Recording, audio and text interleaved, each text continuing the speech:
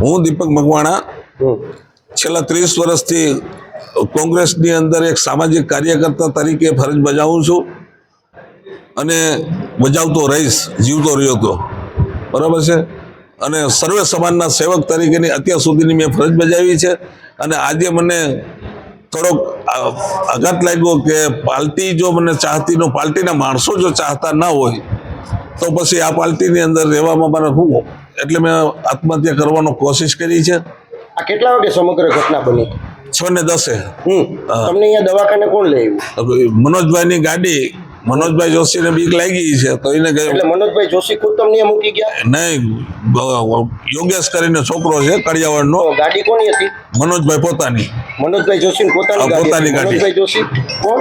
મનોજભાઈ જોશી શહેર પ્રમુખ, પૂર્વ ધારાસભ્ય ભીખાભાઈ જોશી ના છોકરા. હવે મારું માનવું છે કે કોંગ્રેસને પટાવનારા જ છે. અત્યારે તમને કોઈના ફોન બોન આવે કે શું? હા, અત્યારે મનોજભાઈ નો ફોન આવી ગયો મારી માથે. શું કહેવા માંગે છે? કે મારી ઘરવાળીએ વાત કરી. શું કીધું તું? એમ કહેતા હતા કે ધીરજ રખાય બધું સારું થઈ જાય. બોલતા હતા આમાં મને મોબાઈલમાં.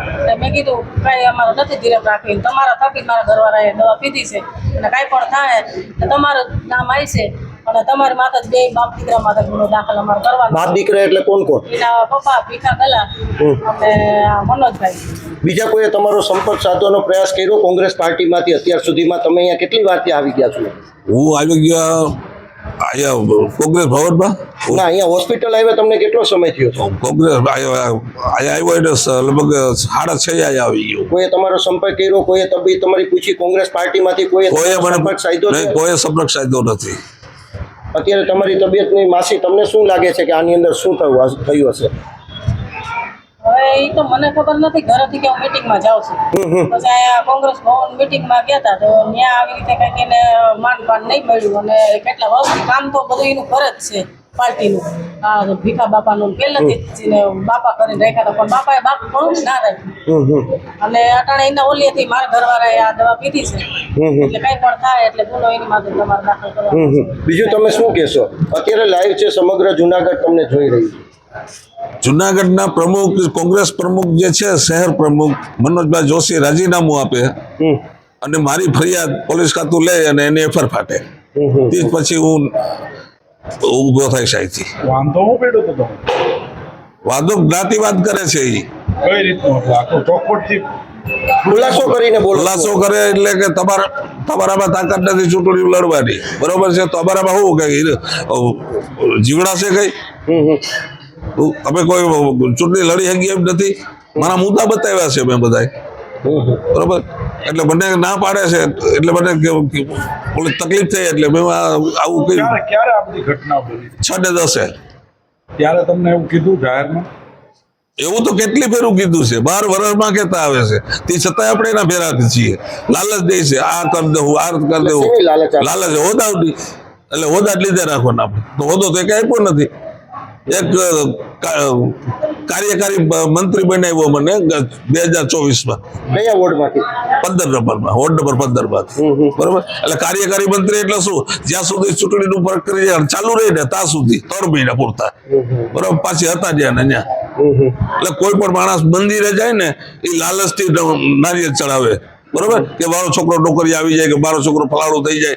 લાલચ વગર કોઈ વ્યક્તિ કોઈ ક્યાંય જાતું નથી.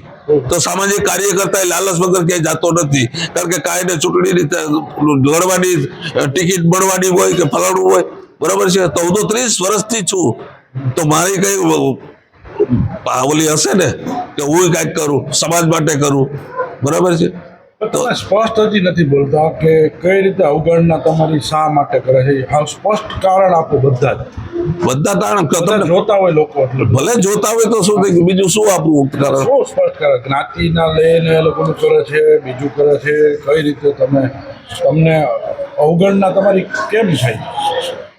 અત્યારે તો છે ને દીપકભાઈ, તમે અહીંથી વયા જાઓ. જ્ઞાતિ પ્રત્યે અડધું કોણે કર્યા? મનોજભાઈ જ. શું કીધું તમે અહીંથી જતા રહ્યો બંને, બરોબર છે? ઓલા ભાઈ યોગેશને કીધું ભાઈ તું આને લઈ જા, દવાખાને લઈ જાય, કે મારી ગાડી લેતો જા. એટલે એની ગાડી લઈને મને અહીંયા મૂકવા આવ્યા. એ ગાડી મૂકી ભાઈ ગયો. કેટલા વાગે ઘટના બની? 6:10. બીજું કઈ કેવું તમારે નહીં. આ બાબતે હું માંગણી તમારી શું છે? મારી માગણી એક જ છે કે મનોજભાઈ રાજીનામું આપે. તમને એક વસ્તુ આની અંદર કોઈ રાજકારણ દેખાય છે?